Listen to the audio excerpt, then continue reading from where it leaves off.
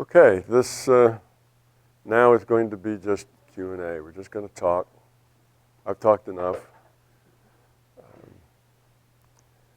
A little bit about the Q&A is there are no inappropriate questions. As long as the questions are honest questions, then they're good questions. And don't worry about, if it's elementary or if it's not a good question or whatever. Just don't worry about that. Ask the question if you have it. Also, don't worry about if you think it's a hard question or an impolite question or even a rude question. All questions are welcome as long as they're just honest questions. You're not trying to make a speech or, make a point. You just want to know. So as long as it's an honest question, then there are no bad questions. And there are nothing that's out of bounds. And we're not limiting the questions to just what we talked about today and yesterday. It's just questions. This is just open to whatever it is you'd like to know about that you think I might be able to help you with. So with that, that takes nothing off the table. And the reason I say that is I don't want people to be shy about asking what they think are hard questions, like, how do you know all this stuff? Anyway, things like that. So, I have an announcement before we do the questions. Please do not ask your question if you don't have the microphone in your hand, because the people on YouTube want to hear your questions. And if you guys have used YouTube, you know that. So otherwise, it's very difficult because Justin will be trying to hear what you said and type it in, but that's very difficult. So please just wait a second until you get the microphone. We have two, and just raise your hands, and there's plenty of time. I think everybody will get their questions answered. And Daghda wants to go first, and then you raised your hand here. You can be second. Okay, this is a question about dealing with narcissists. dealing with what? Narcissists. Narcissists. Narcissism. Yeah. In your life, if you have narcissists in your life and relating that to MBT theory and talking about how that relates to high entropy. Well, narcissism is I guess in short, it's called just self-love. You're in love with yourself. Everything is about you. You're at the center of the universe in your own mind. That's narcissism. Most people have some degree of that going on, right? That's your ego. It's about you. So it's a matter of degree. You can have ego and not be a narcissist. The narcissism is the extreme end of that. When you go all the way out about as far as that can possibly go, that's generally what we call narcissism.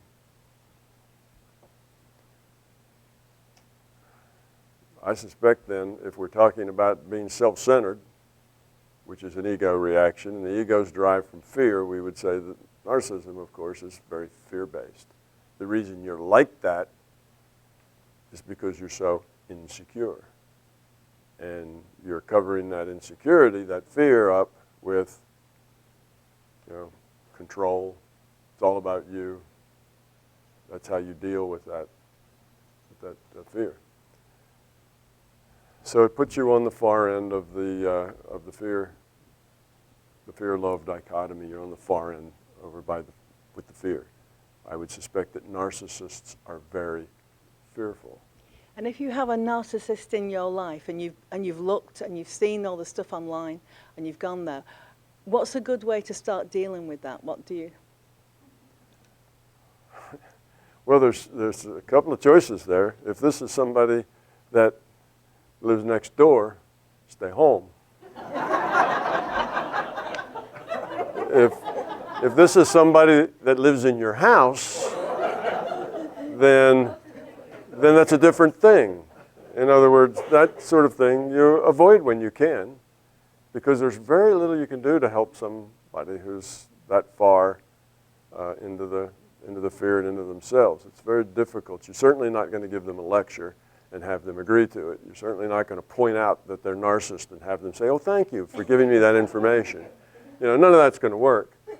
you could just be kind to them, give them a hug, but not hang around long enough to get the story, you know, to listen to them very long. But when you do see them, you pass them, you could just make them feel loved and cared for, because the reason they're like that is because they don't feel any of that, loved or cared for. And the reason they don't is because they build all this wall around themselves, because they've shut everything else out. They're the only one that exists inside their wall, and it's all about them, and they don't think that loved and being cared for is possible.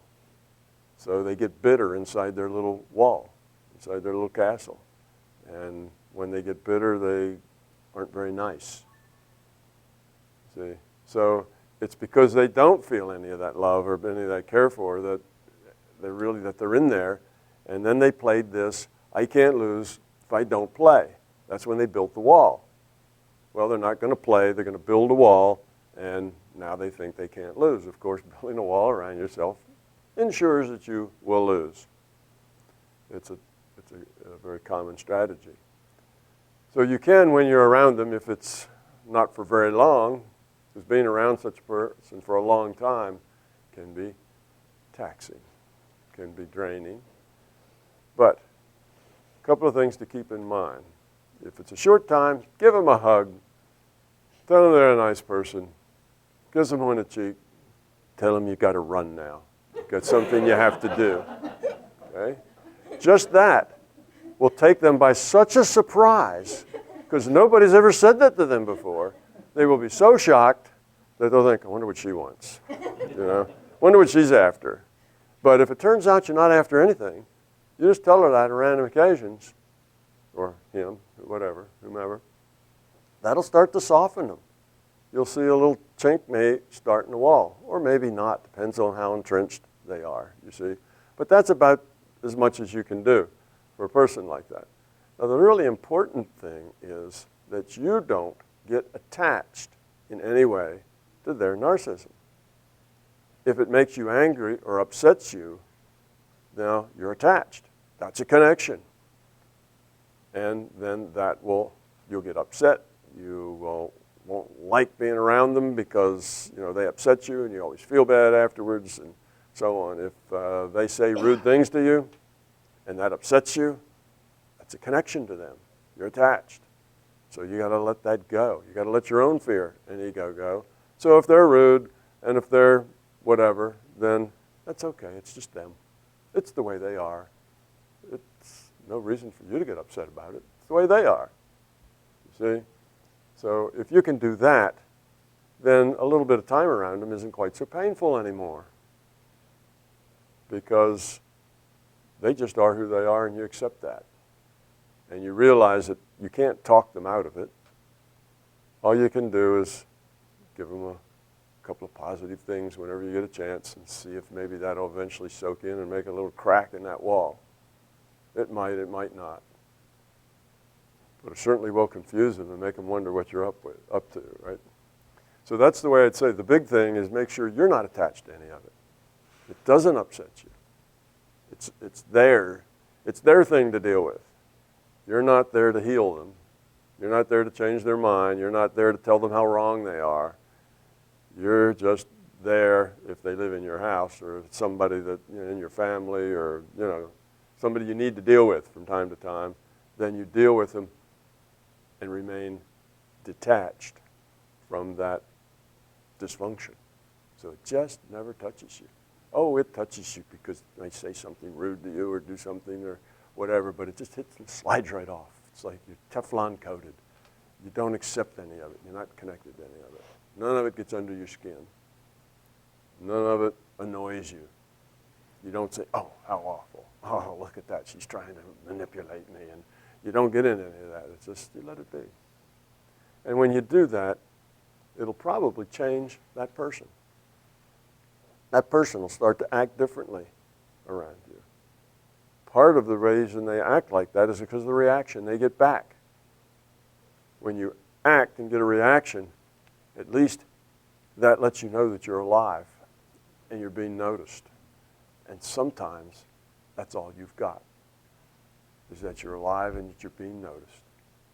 Why do, some children do bad things for attention? It's the same thing. It means they're alive, they have impact on the world, and they get attention. They have power. Power is to do something out in the world that changes something. Well, if they get you upset, well, they have power. They have influence. They can make you upset.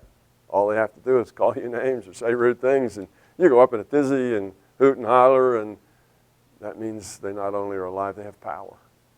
You see? So when you take all that away, then that tactic is no longer working. They may look for another way of relating that's more functional. And if you give them those little hugs and hand squeezes every once in a while, those things together might actually help. So that's how I'd say to deal with it. Very important. Don't get attached to it. Don't let it touch you. If it doesn't touch you, it can't bother you. It can't upset you. It can't annoy you. And if it does annoy you, it's not their problem, it's your problem. You choose to let it annoy you. And that's something you need to get over.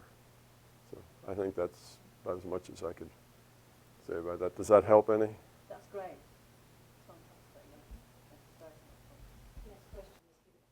Oh, thank you so much, Tom. My question is going to be about meditation and point of consciousness and going out of body. In your book, you wrote that before you met Bob Monroe, you had some meditation experience, you fell out of a chair, and I'm hoping you can expand and maybe offer some advice on other people when they do that. Meditation is something I do a lot, but don't always get to point consciousness, and from point consciousness, inconsistent and difficult to then go out of body and explore the larger conscious system. So I'm hoping you can offer some technique tips, or I don't know if you can, but along those lines. Okay. Thank you. A lot of people have a similar question, and they have trouble with the end game. The idea of meditation, they start that and it works pretty well. They get to where it's pretty successful most of the time, but it kind of gets stuck there. They have a hard time getting beyond that level, right? And it just seems to be stuck. It's not getting, they meditate, but it isn't really leading them to, bigger and better places. The thing that is most likely the problem is that you're not just being in the process and open in the process. You have some expectation, some idea of where it is you want to go, what it is you want it to feel like. Oh, I want to, go out of body. I want to get into the larger conscious system and fly around and see what my friends are doing back in China. I want to do this. I want to do that. I want this expansiveness. I want to be in that point consciousness and find nirvana, that sort of thing. If you got some sort of expectation, some sort of goal of where you're going, that will get in the way. That will get in the way more than anything. If you have an expectation and a goal, whatever happens to you, if it doesn't meet that expectation, you discard it. Oh, I'm sitting here and no, that's not it. I haven't done it yet. No, I haven't done it yet. Well, that interferes with your process of doing it, because the process will probably not be like what you expect. You have to get rid of those expectations. You have to just meditate and let it be whatever it is, with no expectation, no goal. It's not that I want to go out of body and I want to do this, I want to get in that point consciousness and do these things. All those goals will get in the way. Just experience it. Be it. Enjoy it with nothing attached to it. No strings attached. It is whatever it is. I'll learn from it what I can and do that. Now, you have to, at the same time, be open to things happening. You have to be very open to whatever it is that does happen to you. And it would be helpful if you would express what it is you're trying to accomplish Not where it is you want to go, but what it is you're trying to accomplish. I would like to better understand the larger reality because I think that would help me grow, or I think this is why I want to do that, or I think it would make me a better person. You know, something that has to do with your growing up, the system. If you're serious about that, the system will try to help you. If you've got some ideas, and if you not really sure that your ideas are good ones, you could say, I need to grow up. I want to do that, but I really don't know how. Help me pick a path. Help me take the next step. What do I need to do? See, you can have those ideas in your mind. And if you do that enough, you'll start to be getting intuition. You'll start to be getting things that are going to tell you, you know, signs, you know, whatever that is. But you'll get things that will help you make that decision in which way you want to go. And then, when things do happen, when you do see something, hear something, don't try to judge it or second guess it. Whatever it is, no matter how ridiculous it seems, engage it. Go with it. Become a part of it. Enter into it. The second thing that it makes it difficult for people is because of their expectation, when they see something that they don't understand or doesn't seem to be important, they discard it immediately. Well, how do they know what's important? Well, because of their expectations and where they think they're going and whatever. How can you judge what's important, you see? You don't know what's important. So you're there in your meditation and what you see is, you know, a rain cloud. Oh, go away, rain cloud. That's just my imagination. What you see is, you know, a pink rabbit standing by a big flower. Nonsense. Must have seen that in a child's book someday, you know, or something like that, and you pass out. That's not what I want. I want, and you're not sure what you want, but you know it's not a rabbit and a flower. You know it's not a rain cloud, so you discard all those things. Instead of discarding them, go into them. Whatever it is that's there is probably a doorway. And it's probably waiting until you let go of that intellect enough that you can engage that doorway. That you let go of the control enough to engage that doorway. So when you see that pink rabbit standing next to the 6-foot-tall daisy, you know, very improbable, right? It's a cartoon experience. But go to it. Explore it. Say hello to the rabbit, you know, and become with it. Go into it. Treat it like a portal. And then see what happens. Well, you know, maybe like Alice in Wonderland. The rabbit may run someplace and go down a hole. If they do, follow it. You see? And that's how things get started. So the biggest problem is your own expectations and your own throwing away meaningless stuff because you're sure that must have just come out of your imagination. But see, that's a judgment. Oh, that just must have come out of my imagination. Well, you're judging the value of what you have when you have no understanding to judge that value. See, that's the problem. So don't judge anything. Just deal with everything. That means that sometimes things won't go anywhere. All right, you go into the rain cloud and nothing happens. Okay, that's okay. Don't go into that rain cloud thinking, I'm going to do that and something will happen. Tom told me it'll happen if I go, you know, chase that bunny down the hole. Because now you're doing the same thing again. You're building up expectations of something happening. You see, you need to let it happen. Engage, but don't try to lead the process. Just experience the process at your being level. Don't judge it. Don't try to ask, is this me, is it making it up or not? Don't say any of that stuff. Just engage with whatever happens. And leave that intent out there all the time that I'd really like some help here. I'd like to grow. I'd like to understand things better. You know, can you help me with this? Things will start to happen for you if you can do that. But you have to be careful because people who live out of their heads have a hard time letting that go. They have a hard time when something happens not instantly judging it, judging its value. Where did this come from? Why is it there? Is this important? Nah, throw it away. Yes, if it is, then you expect something. What do I expect to happen with this? Well, maybe it's this, this, or the other, and you go and it's not that, and it's like, nah, you throw that away. So it's your own stuff. Now, that's what I'm saying mostly gets in the way of people. That's why they have problems. You just have to say, no expectations, no goals. I'm just going to experience this. I'm just going to be and shut out all my sense data, detach from it, and just exist that way. Just be that way. And that will get you to point consciousness with that kind of an attitude. If it's, I'm going to go to point consciousness, I'm going to get there, it's going to be like this. It's like floating in the point of consciousness in the void, because I've heard people say that. And I want to float like a point of consciousness in the void. And you got that picture and that idea that'll get in the way. That's your intellect trying to lead you someplace. That's you trying to control the situation to be the way you want it. Let go of that control. And just in your mind, intent, you can say, I would like to, it'd be nice if I could go to point consciousness or see, that'd be okay. I'd like that. But then when you actually meditate, you might have that intention, but you don't have that need.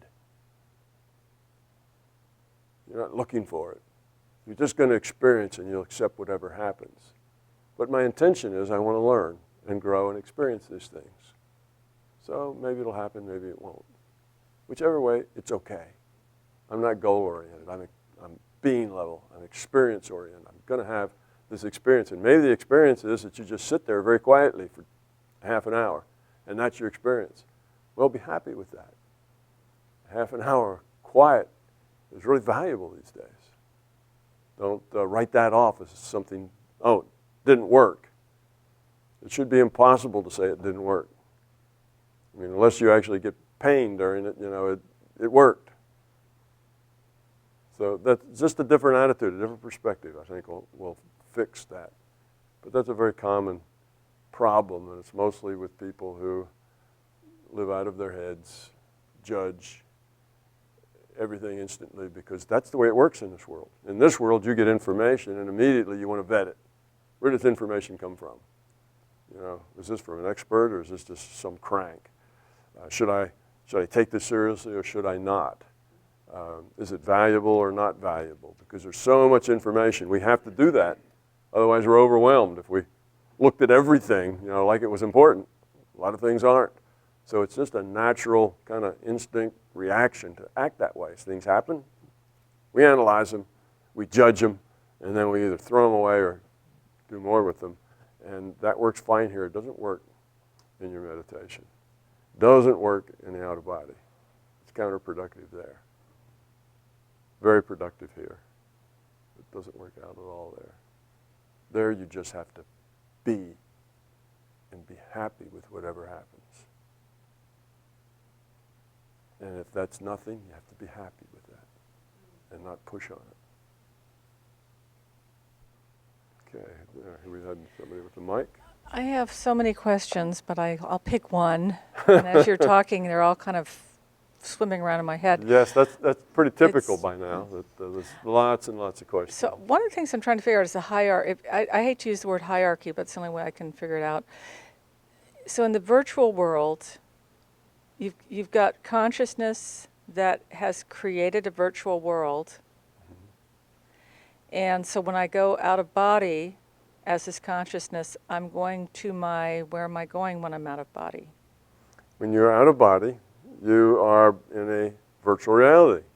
Another you leave one? this virtual reality and you're in a different virtual reality, different rule set, okay, different function. It's still a virtual reality. Consciousness itself is the only thing that's fundamental. Everything else is a product of consciousness. It's virtual. It's computed. Okay? So when you die here, you'll wake up in another virtual reality. When you go out of body, you're in a virtual reality. When you dream, you're in a virtual reality. There's different virtual realities with different rule sets and different properties. And they're all places where you can learn. And they're all places where you can make choices. If you were in a reality where you couldn't make free will choices, it would be a useless reality. It wouldn't exist. There's no point for a reality where you can't make free will choices.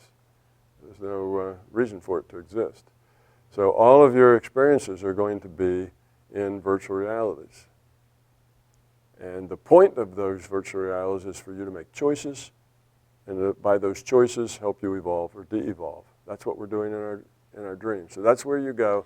When you go out of body, you're in some other virtual reality, and you're in a virtual reality that has a rule set that your intent tends to manifest its intention very quickly there.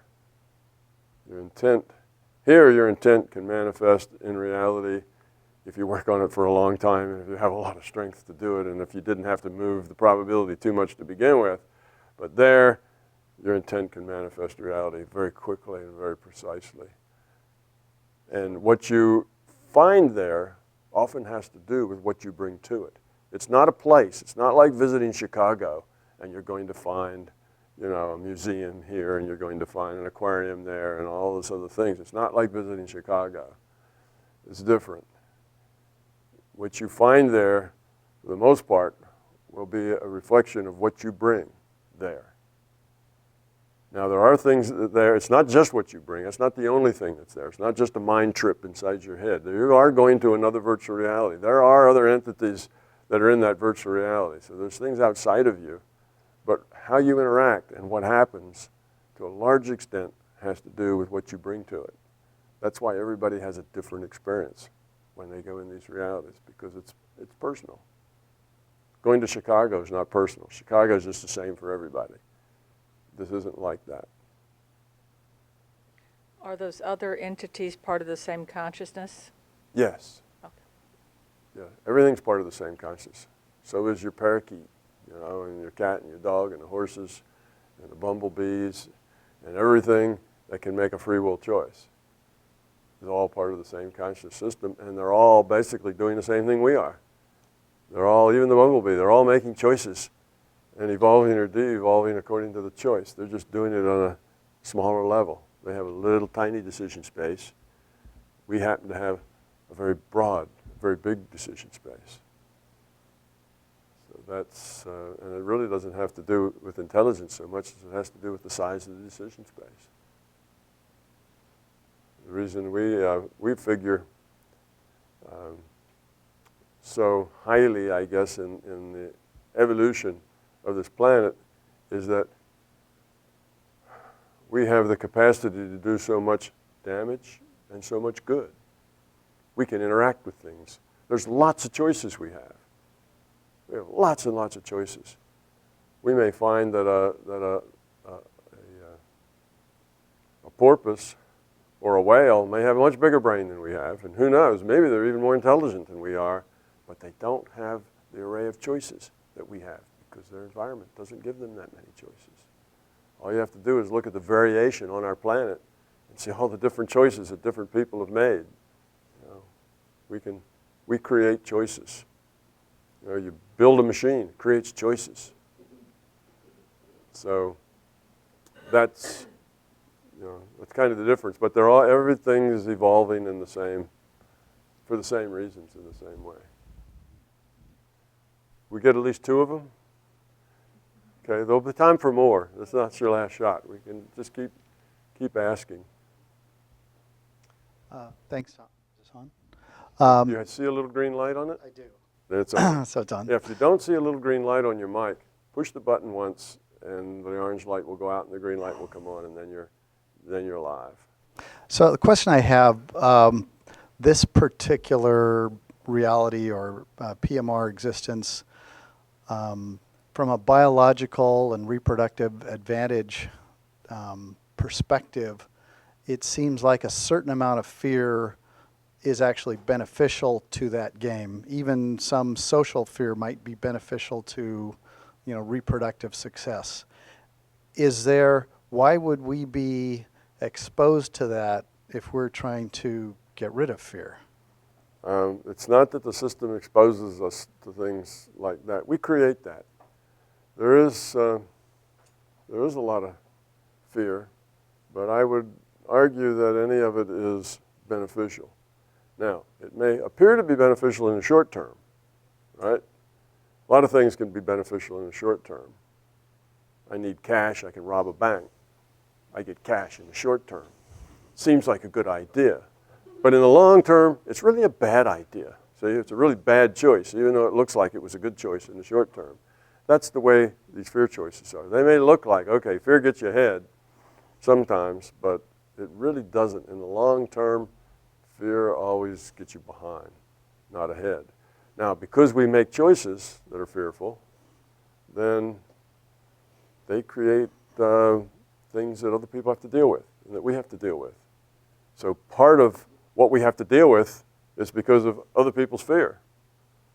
Well, that's just more challenges for us to deal with it. So for that reason, it can be part of our growth, because we need to deal now with a narcissist, and that's challenging. Narcissists can really get on your nerves quickly. So it's challenging to sit down with somebody that's all about them and that everybody else is awful and everybody else is the problem and they're the only thing in the whole world that is worth anything. And you sit with somebody like that, and that can be very tiring, but it also can be very educational. You can learn a lot. You can learn compassion. You can learn to let go of your own fear. Oh, wonderful. So just to take this more basic, like more, if you're being careful, like you're not going to walk where the lion goes hunting or walk through poison ivy, is that a different classification than fear? Yeah. Yes, that's not fear at all. Okay. That's not at all fear. And people make that confusion a lot. Being fearless is very different than being stupid. Okay? The reason you don't go in the woods at night, when the bears are in their territorial phase, is because you're not stupid. Well, you're fearless. Why don't you jump off this cliff? No, I'm fearless, but I'm not stupid. You see? Now, let's talk about that with fear. If you run into that bear and you're fearless, you will be able to think of the most rational thing to do. And if you're prepared, you'll know, do you stare at the bear and back away slowly, or do you look away and back away slowly? Do you get out your air horn and blow it, or will that just make him mad? You see, you've maybe studied, you have some information, but you know that the worst thing you could do is scream and run, because any predator chases anything that runs, even if they're not hungry. It's just an instinct. You run, it chases. And you don't want to know what it's going to do if it catches you.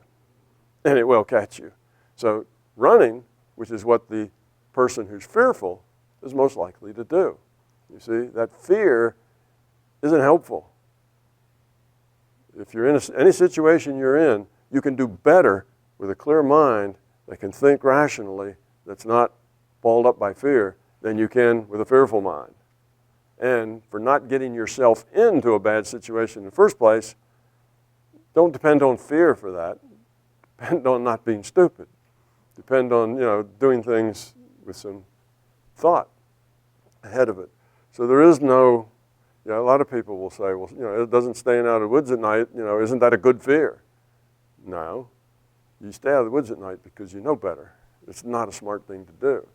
But if you have to be in those woods at night because you have no choice, right? Your car broke down there, or you have to go to grandma's house and it's on the other side of the woods, and you have to go now, and it's dark, but you can't help that, this is important, then the fear isn't going to do you any good. You see, if you have to be in a situation, the fear will just make you more vulnerable. So there isn't the good fear. Oh, we have these fears that protect us. We ought to be protected by our good sense. The fear will just make us act stupidly.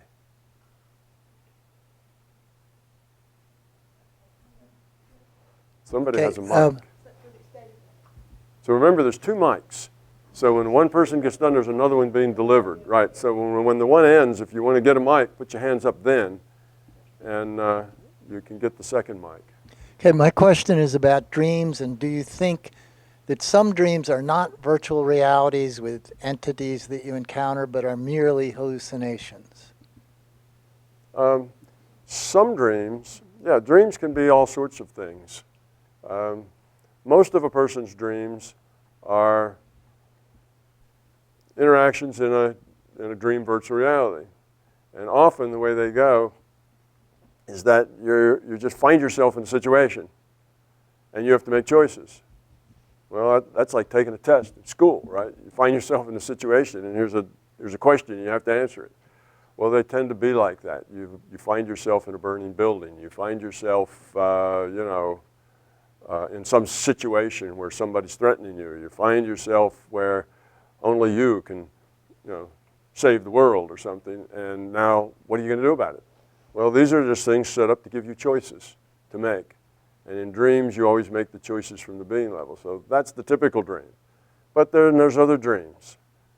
What did Justin say? Justin is the guy that keeps all this technical equipment running there with the headphone on. So we really need to appreciate Justin some. But you have these other dreams, and Justin said, last night, all I was doing was pulling cords and trying them, and they didn't work because we spent like 2 hours trying to find a cord that would work.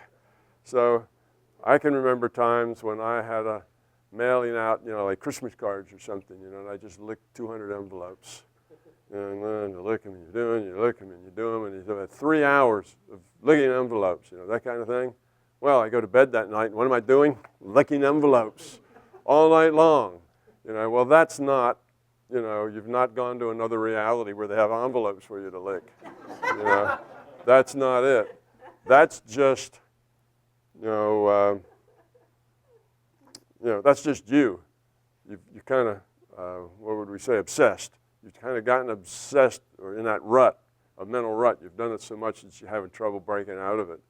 So that's, like you say, that's not really a dream. So dreams can be any number of things. Dreams can be daydreams too. You don't have to be asleep. A lot of people are good at daydreaming, and they're not a whole lot different than night dreaming. They're pretty much the same thing. It's just that it's not dark outside, and you're not unconscious when you're doing it. And in the daydreams, you tend to have more of your intellect engaged. And it's not just being level, but all of that is action in a mental space. So yeah, dreams can be other things. They can just be kind of hallucinations, like licking envelopes or something like that don't mean anything.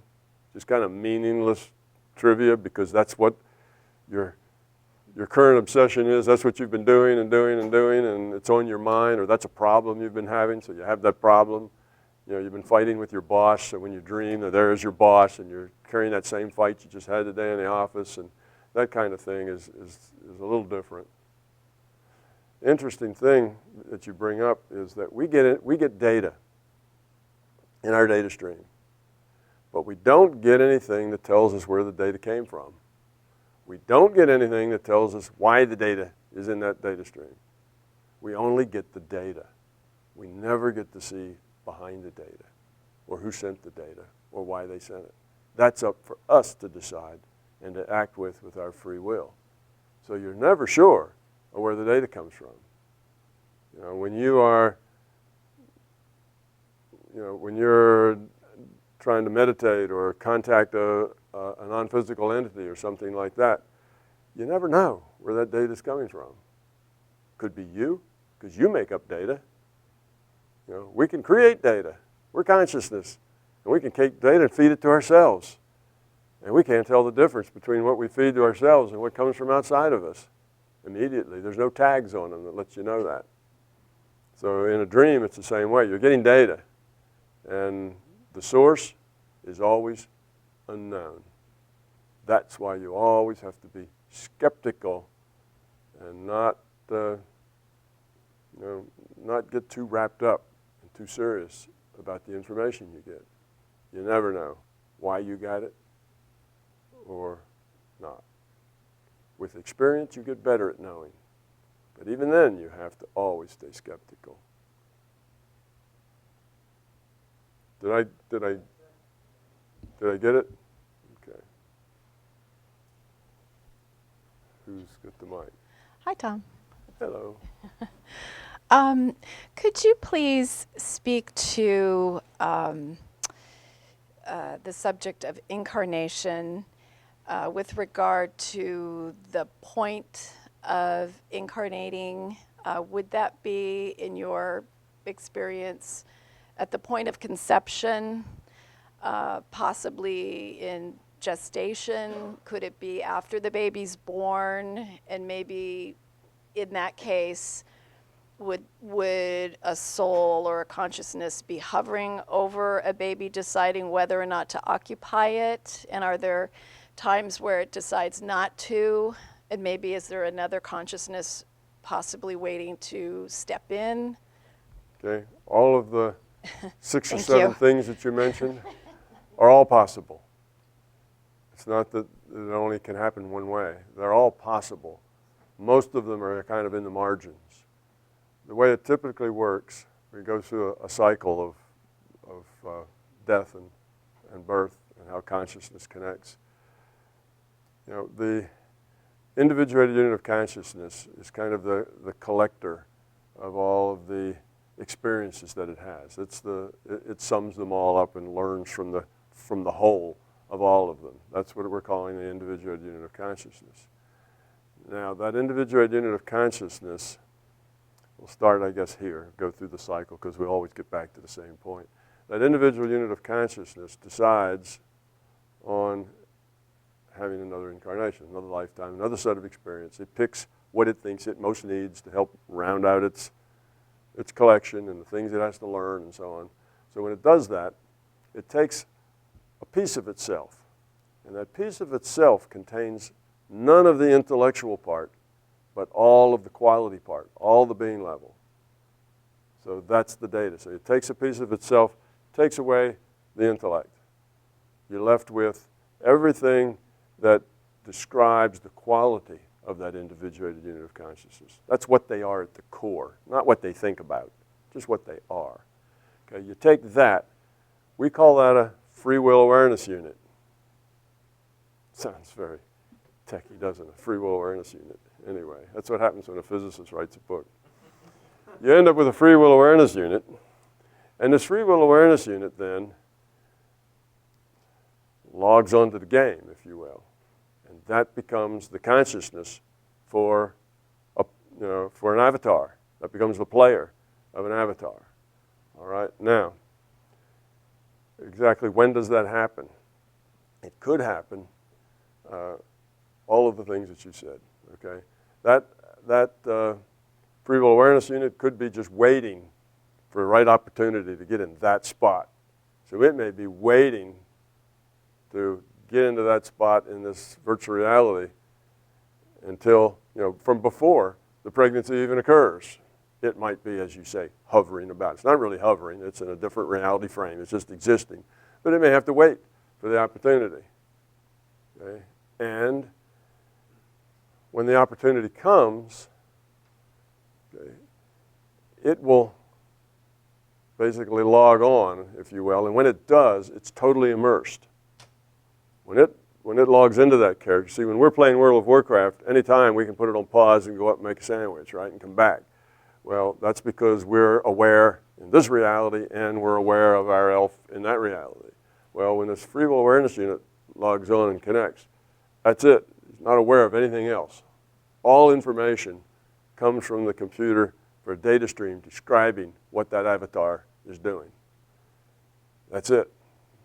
So when that avatar gets to the point that there's something interesting there to experience, that's when the player would want to connect with it. And if the player is actually already connected, if you will, with, say, the mother or the father or the parent or the situation, they may want to connect almost immediately. Because now they're there, they're part of Fetus, but their only intake, the only import, or the input that they're getting in their data stream is what a fetus experiences. Well, in the first couple of weeks, that's nothing. No brain's developed yet, no body's developed yet, nothing's developed. It's just a little wad of cells. Doesn't have an experience. Okay. So if it were to inhabit it then, it just would exist in the void. There would be no experience coming in. There's nothing in its data, no sensory capability. The rule set says no data input at that point. Eventually there'll be data input. So as soon as that fetus is able to feel, hear, whatever, then that entity, that player would feel and hear those things. So now if you're a player, when would you get into the game?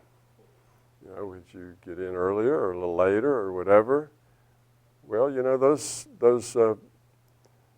those infants before they're born have a pretty interesting life there toward at least the last half of it. They do somersaults, they kick, they stretch, make a few punches. They have all kinds of things they do. They can see light. It's not perfectly black in there. There's enough light that gets through that they can see shades of light.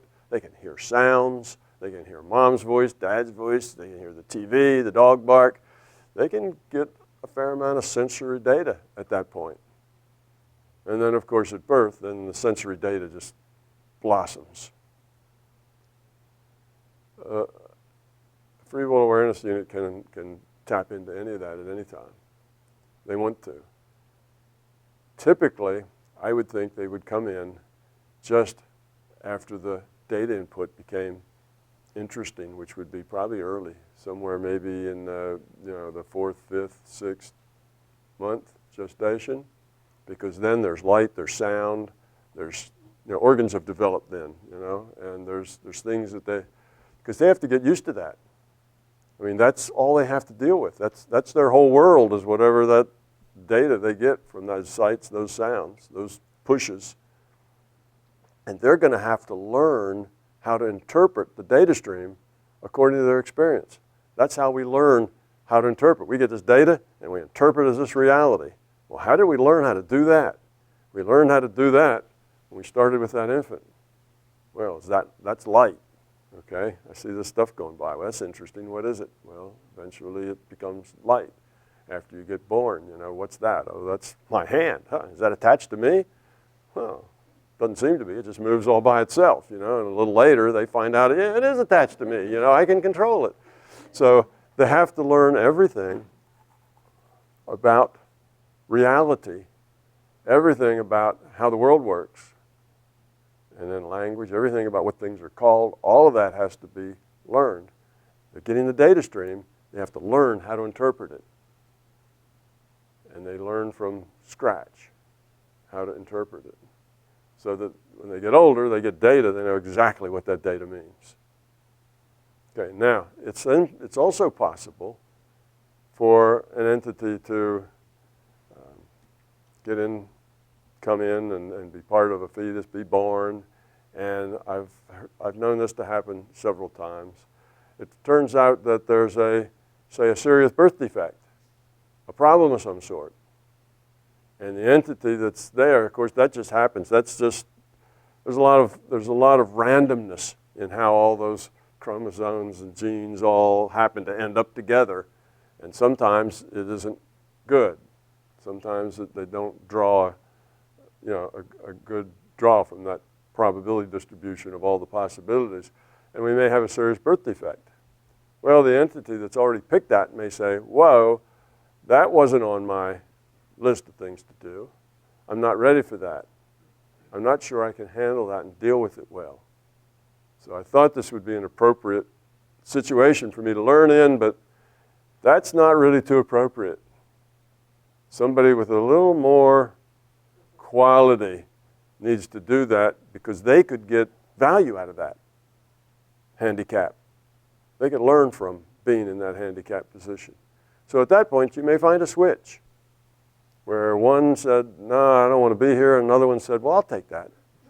That would be a good learning experience, and you might get a switch then. So one may be, hey, the other may do. It's not that hard. You log on, you log off. It's not that hard. We're just talking about routing data streams, to the right recipient. It's not really a big deal. Remember, it's just a virtual reality. So that does happen in that situation. Now, I don't know that it happens in other situations, because if there's not some really major reason, then that's not going to happen. So it's in the margins. It's only occasionally that you get those kinds of switches going on. Now, even further out on those margins, sometimes those switches even occur in adults. Sometimes. Sometimes you get an adult that's just wants out, not doing well, not focused well, and you may have another entity who is in a hurry and want to skip all that upfront process and who wants in. Yeah, walk in. And they can make a switch there. But now we're way out in the margins. Doesn't happen very often, but it can happen. So in a digital virtual reality, anything can happen, but not everything is likely, you see. So there's lots of things that happen that are very unlikely and happen only in the 100th of 1% kind of thing, you know. So lots of weird things can go on in this reality. Now let's take the cycle on around. So then that infant grows up, and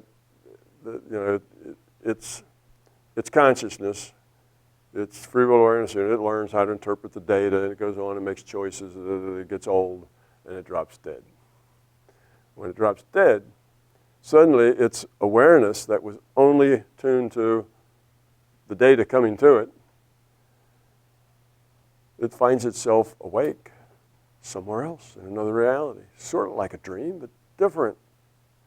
And the reality that it just lived begins to fade like a dream. So it's a whole lot like a dream, you see. It's kind of a similar thing. It fades, and it gets this idea about, well, what's next? Oh, it sees the light over there, you see. Now, it doesn't know how to move because it's no longer like the legs and the rest of it. So it needs to go to the light, and one of the ways that it can have a sense of motion is by creating a background that it moves relative to. That's why people go through tunnels. Because if they don't have a sense of motion, then they're not moving. So you need a tunnel, because here's the tunnel and here's you, and you're moving through the tunnel, so you've got a background against which you can move, otherwise you can't move. You're stuck because you've got these habits of thinking about the way the world has to be.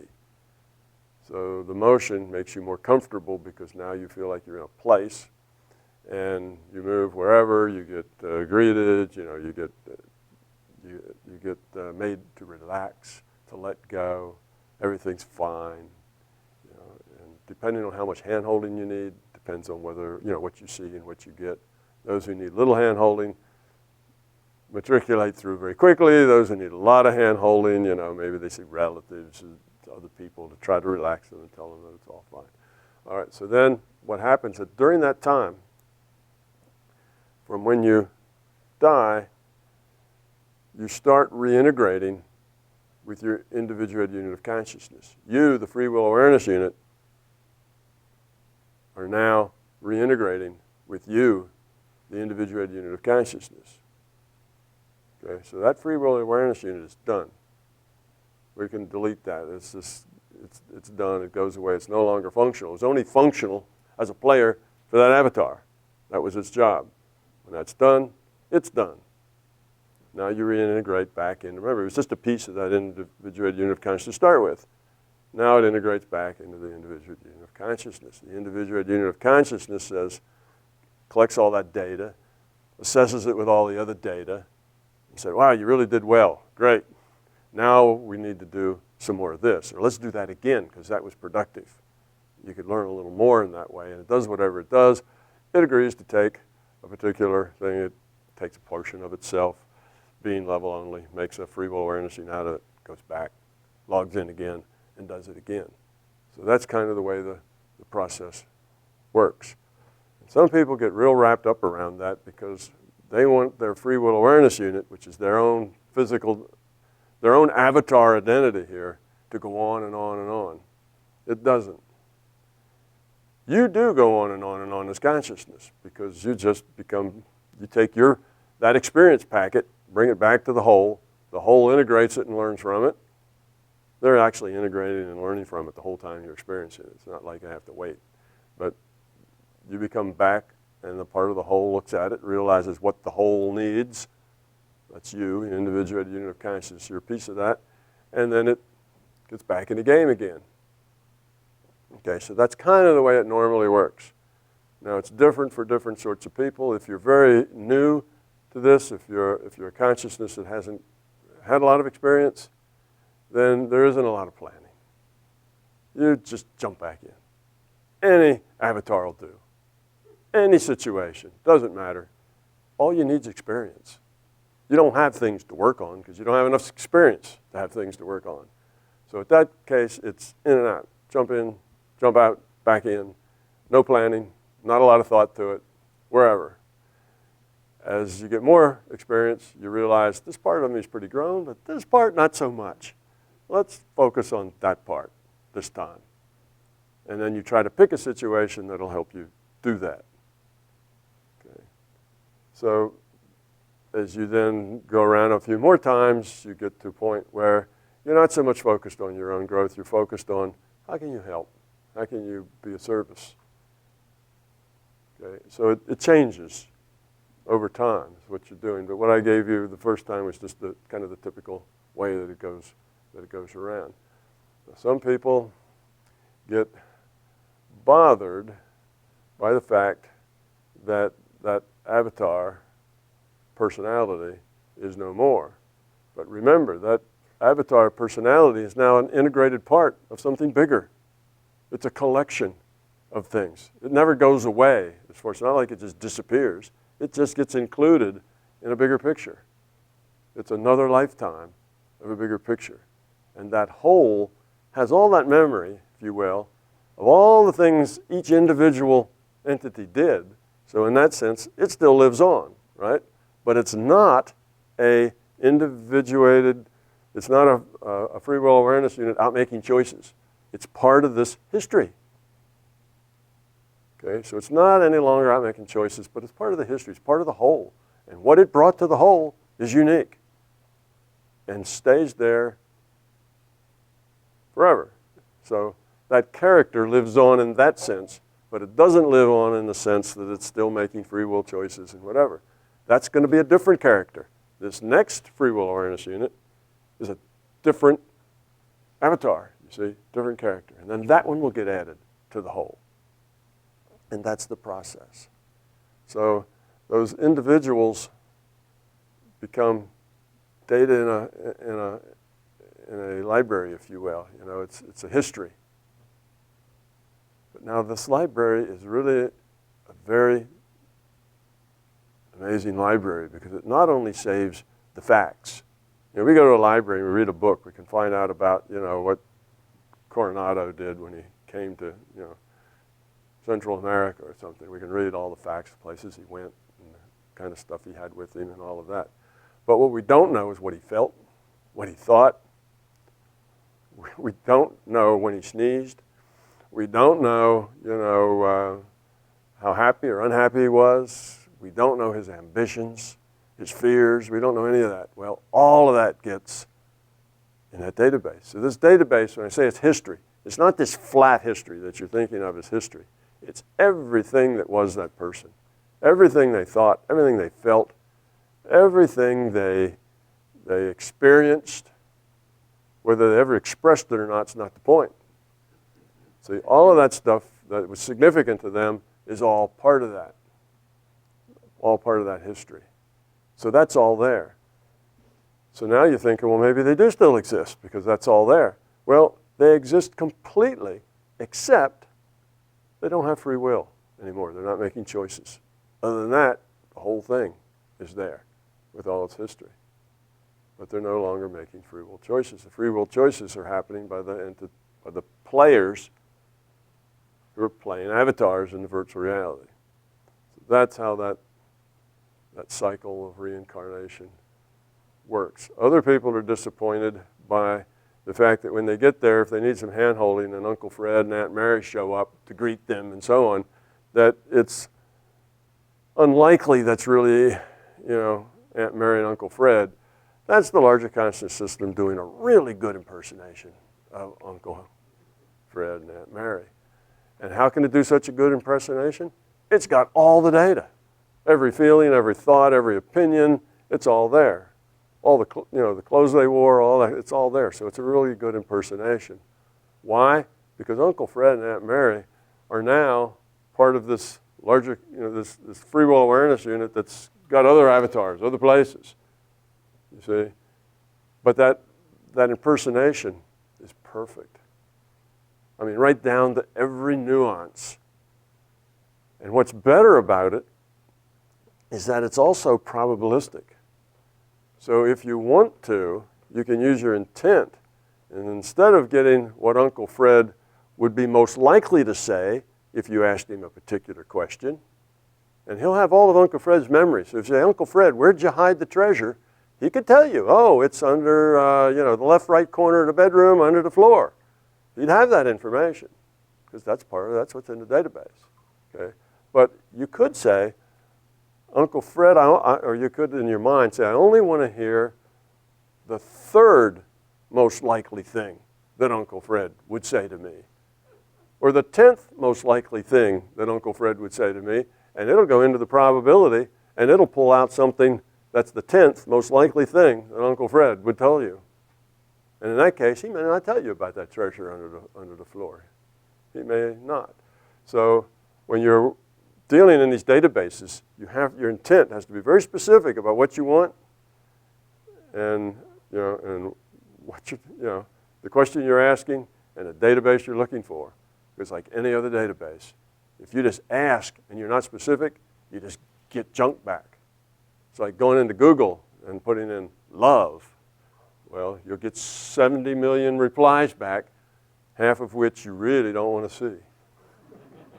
So that's the way it is. If you just say, well, Uncle Fred, what about this?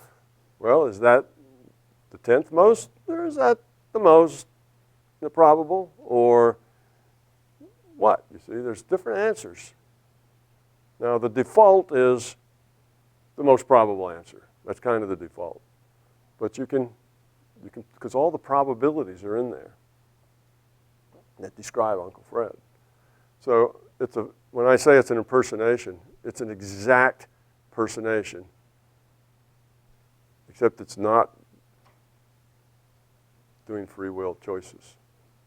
And it's the larger consciousness system that is acting in its place, is making the choices. Like if you ask a question, then it has the choice as how to answer that question. That's the larger consciousness system, because the system is going to give you answers that calm you down and make you feel welcome and safe.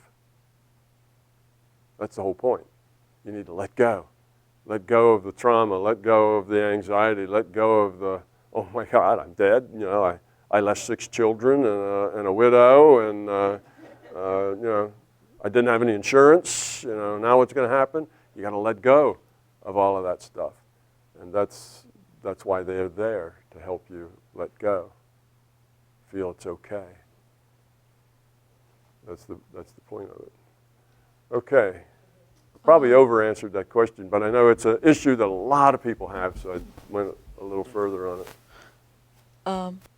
Tom? Who has the mic? Oh, there. Interesting answer. I have a lot of questions, but I'm trying to pick. Maybe I want to pick where we left off, because I think some people want to maybe know. But I'm looking at it this way. So it seems we are in a matrix, or computer. We are all pixel and characters in this game. And there are other games out there, and there are other games that are run by the same programmer. And we all have different realities, and we all can go from one dimension to different and do other kind of games if we want to, or maybe the level are different. And all is to expand the consciousness, which is the source. I know you said don't ask a lot of questions sometimes, because then it becomes your analytical part. But then you were the one who did search yourself, and you've tried to find answers.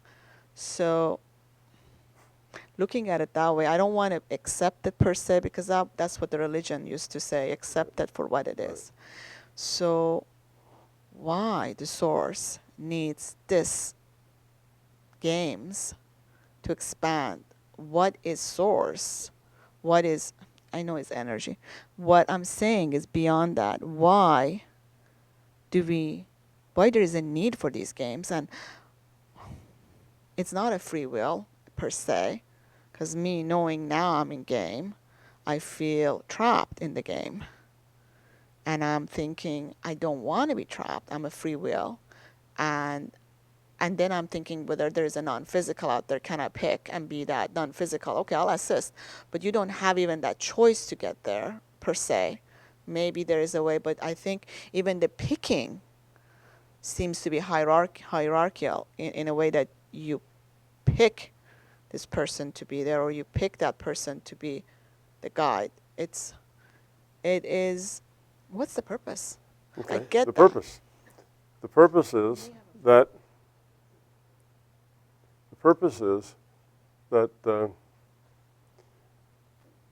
larger consciousness system found that it had to evolve by decreasing its entropy, because it's an information system, and information systems, that's how they stay alive. An information system has information which requires the bits to be in some sort of order that makes sense, that creates information.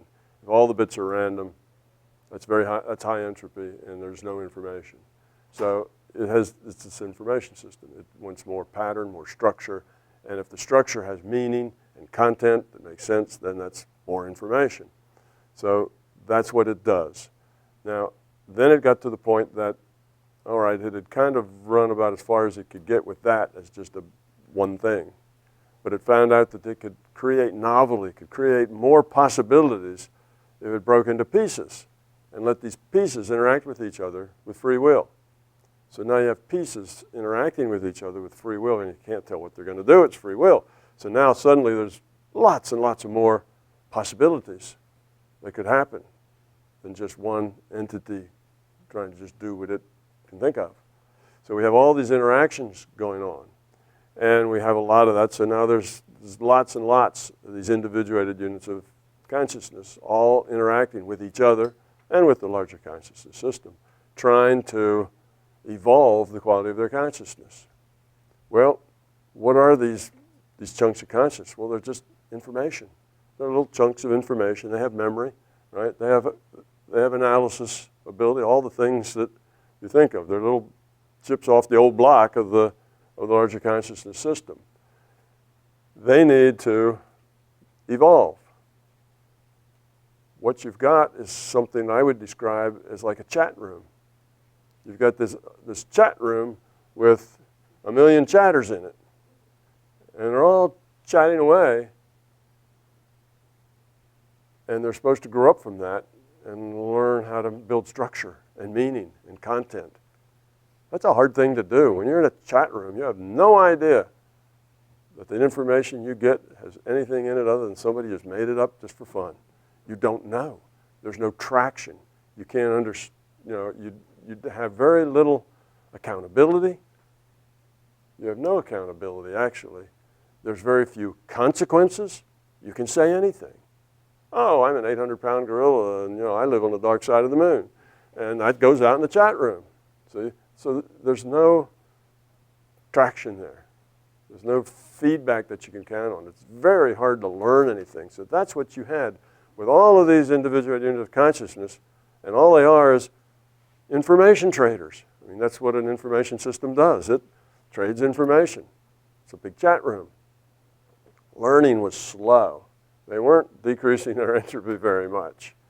It wasn't working very well, so the system said, we need a reality frame, a virtual reality with a tighter rule set where there are consequences, where when you do something, you get the consequences of that. It makes a difference in what you do next.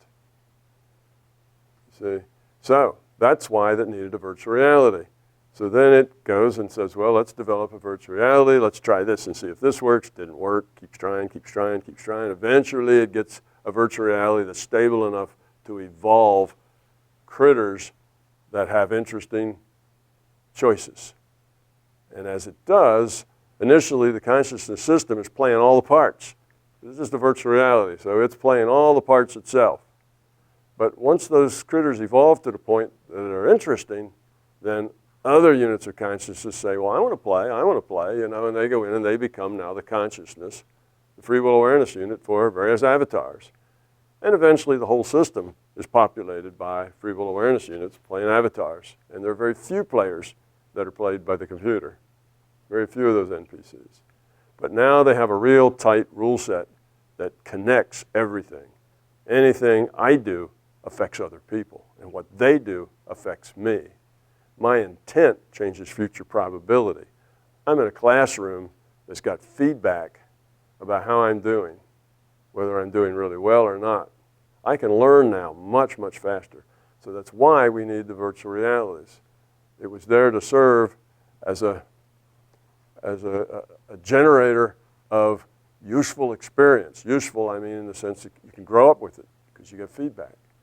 So that's why we needed the virtual reality.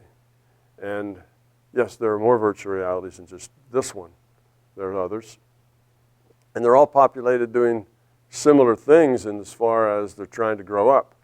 But you don't put all your eggs in one basket. This may not be the optimal way to have a virtual reality for consciousness to evolve in. So, hey, let's have a whole bunch of them, different formats, different kinds of things, different limitations, different rule sets, and see if some of them aren't a lot more efficient than others. Because the ones that are more efficient, well, we'll make those bigger and better, and most of the entities will go over there, and the ones that aren't, we'll close those down. We'll take those entities and let them join the one that's more efficient, and so on. So there's lots of virtual realities for different reasons, for different kinds of entities. We get a lot of different kinds of entities here, from the bumblebees, you know, to the dolphins, to the people. And that's why it's here. And that's why we're in this game, and we are just who we are. So we were kind of loose individual units of consciousness playing in a big chat game. We found a faster path for evolving. That was the virtual reality. We get here, and oh no, we got a lot of fear. You know, it's a scary place in these virtual realities because you do have consequences. Well, I've never had consequences before. You do have, you know, responsibilities. Well, never had really responsibilities before. You get all this feedback, and when you get this feedback, it gets pretty scary now. Life isn't as trivial as it was before. Before you were just chatting, it didn't matter what you said, you got stuff back, and yeah, nothing really mattered too much. It wasn't all that serious. Now it seems to be serious. You're this avatar, and you don't do the right thing, you know, you get eaten by a tiger. You know, something happens. You get smacked. So you have to start paying attention. And fear is part of the process of growing up. So it's a scary place, and you have to deal with that fear. And it's not like that created fear in you. It's just that you weren't very grown up. So the fear was a natural part of you. It's just now giving you a place to express it and get rid of it. Whereas before, you had that same level of quality, but you had no way really to express it and outgrow it. That's what the virtual reality is for. So we get here, and initially it was a kind of a tough trip to make. And the entities that did it found out that it was a lot tougher than they had thought. It's a hard game to play.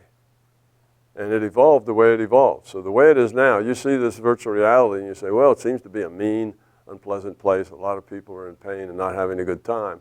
Well, if you go back 200 or 300 years, it was a lot worse.